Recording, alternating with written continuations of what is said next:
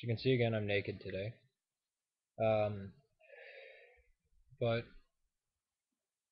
totally, the video is about ancient Judea, or the Israelites, or whatever you want to call it, post-Canaan, Canaan. I mean, if we're going to be indifferent, we just call it Canaan, but it's Palestine geography because Canaan is a biblical word, but whatever. The Bible as a history is very accurate, and I'm not saying that for the sake of trying to back up the Bible.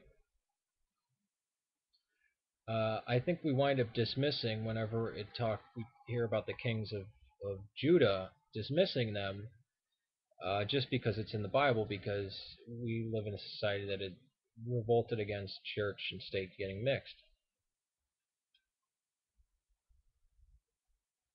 And it's popular to claim none of these kings existed, although every year it seems like there's another piece of archaeology. I mean, they proved David's existence. They proved all the kings after David, at least, existed, which were in question. The Hittites, scholars said, was proof that the Bible wasn't correct, because it had this mythical people, the Hittites. They wound up digging up their capital about 150 years ago. No, about 100 years ago. Now you hear about the Hittites, the Egyptians, of course the Romans and the Greeks. But ancient Judea was a force to be reckoned with. I mean, we read from the Maccabees. I heard somebody say Maccabees was written by Origen. He emphasized second Maccabees was written by Origen. He said first, I think he said first Maccabees was, which is crazy, even for this person who I respect very much. But yeah, the Roman state, they were a people who were not going to be controlled. You had the Maccabees rising up and scaring the hell out of everybody under the Seleucids. And this is post the kings. I mean, this is after. People talk about the Second Temple being Herod's temple. No, that would technically be Third Temple if you're talking about it. Second Temple was built by Zerubbabel.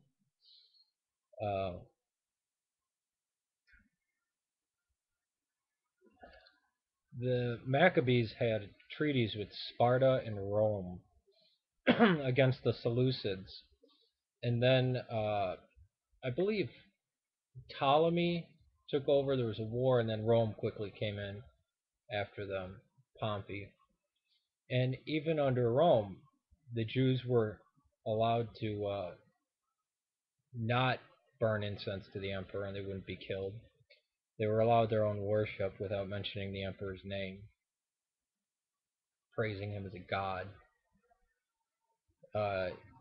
The Romans had a real strained relationships with the Jews, because the Jews were identified by their religion, mainly. I mean, it's funny, the Maccabees, after the Maccabees, the Jews become very Hellenized people.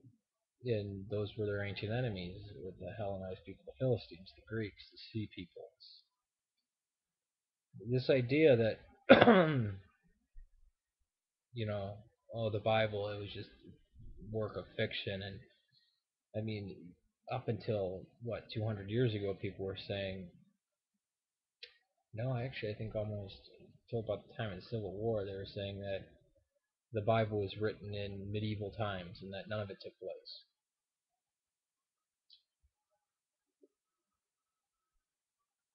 But ancient Israel, well, I shouldn't say ancient Israel. Ancient Israel was a small kingdom that kept getting weakened and weakened, got wiped off the face of the earth. Oh, Judah was spared, but for what? A few years, and then it got wiped out. But when it came back, the Jewish people really had an identity of themselves as wandering people who needed a land. I know there's that in Moses, but we can't. I mean, if we're speaking history, it would be too much to bite off to try to defend the Exodus and all that. Even though totally think it absolutely happened, but I think it happened 400 years before it was recorded in the Bible, before the Bible records it happening. So this argument that Romans would have never bowed to Jewish custom, they did all the time. Uh, they were scared of messiahs. They were scared of another Judas Maccabeus. They got one, Bar Kokhba, except Judas Maccabeus is a great saint. I prayed to him lately. Prayed to him many times. The first book of the Bible I read was Maccabees. It's like an action story. I loved it. I still love it. It's probably one of the best books.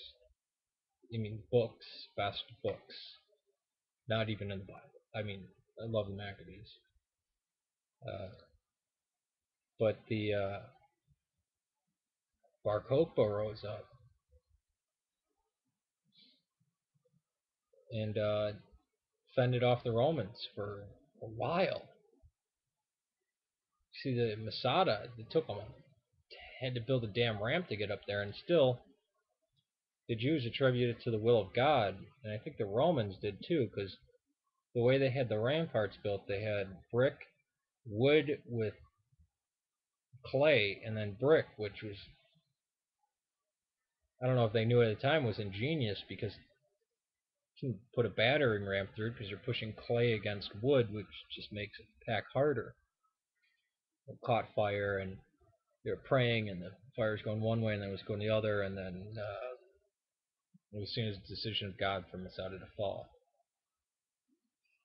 You know, the Zealots, who were awaiting another Judas Maccabeus, another Messiah, a warrior king.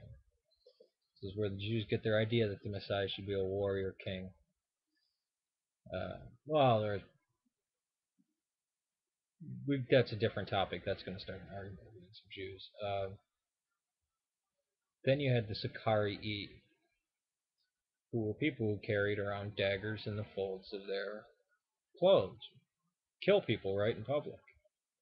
Ninjas, assassins, whatever you want to call them. These were not a people to be screwed with. That's why Rome had to stamp them down a couple times. They burned the temple, kicked all the Jews out of Jerusalem, and then after Bar Kokhba, they said, okay, no more Judea, no more Galilee, no more Samaria, this and that. It's Palestine. We're naming it after the Philistines, because that was their word for Philistines, Palestine. So they named it Palestine ever since. This video kind of wasn't on topic to begin with, and it's going to go off topic now. The people who are now living in the land of Palestine are not the Philistines, and it's funny that they refer to themselves as Philistines. They shouldn't make the claim that they are the Philistines, because Philistines were a foreign group that came in that got destroyed under Sennacherib and Nebuchadnezzar. And it's funny, the only people that really exist to this day are the Jews. Now you could say, well, that's because of Christianity coming in, and Islam, where convert people's nation really doesn't. I mean, they're not held to a national religion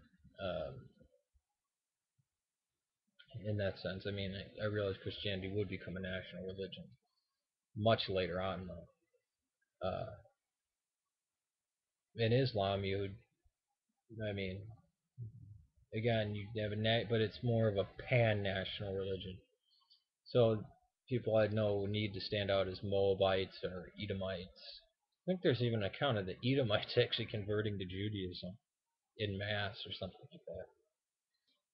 I think it was more at the point of the sword. I think it was under Judas Maccabeus. You know, I got to go back and read. It's been 18 years since I've read the book, since I sat down and read it. No, that's not true. It was the first time I read it. I read it 12 years ago. I still need to reread it. This is in full. I mean, I've gone back and read parts of it. But it's so funny. We accept the Egyptian kings readily. Well, they're written in stone, and Well, no, they're really not. Um,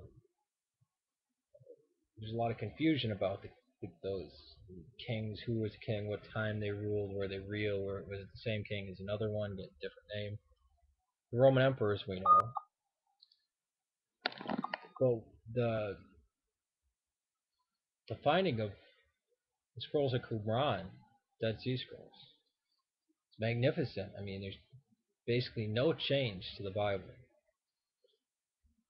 Uh, this video is really going off topic because I have to say something too. There's many people say, "See, this book wasn't there because it wasn't written yet. Everything that was there, basically. That every book that we recovered was all and only the books that the Jews had. That's insanity. Someone tried to claim that, oh, because First Maccabees wasn't there, that it couldn't have existed at that time. Well, this was there. That was no. It just something meant they didn't use it. It's like discovering a New American Standard Bible 2,000 years from now and saying, "See, Ben Sirach wasn't there. It didn't exist before 2011. The Maccabees couldn't have been written before 2011. We don't see it in there." This is a very odd video. My mind is totally unfocused. I got a phone call that kind of stopped making my brain work.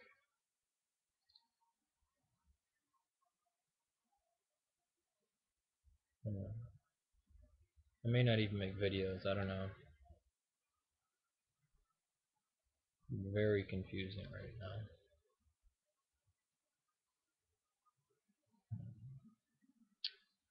Probably going to be up all night, so I'm going to go get a pack of cigarettes. Probably watch some Pandira's Boxes videos. Try to get my mind off stuff. So, peace to everybody out there.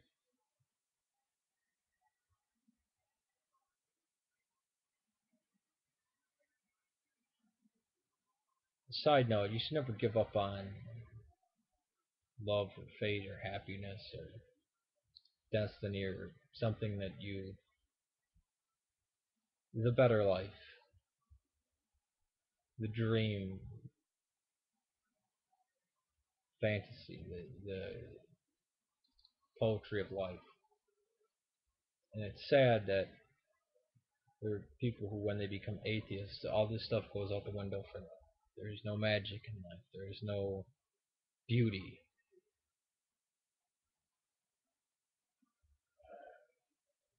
Now, I know most atheists, even the ones that profess that, don't believe that they can. Because then love would just be chemical reactions in the brain and not a feeling. Feelings aren't even feelings. They're not even real. They're just a computer, biological computer that became self-aware, which is a miracle within itself. So I don't know what this video says, but peace to you out there, and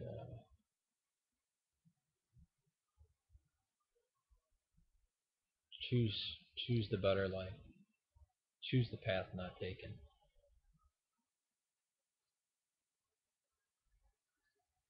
You've been waiting to do something, and do it now. It's good to be happy and excited. And when you get into monotony, sometimes you fear that.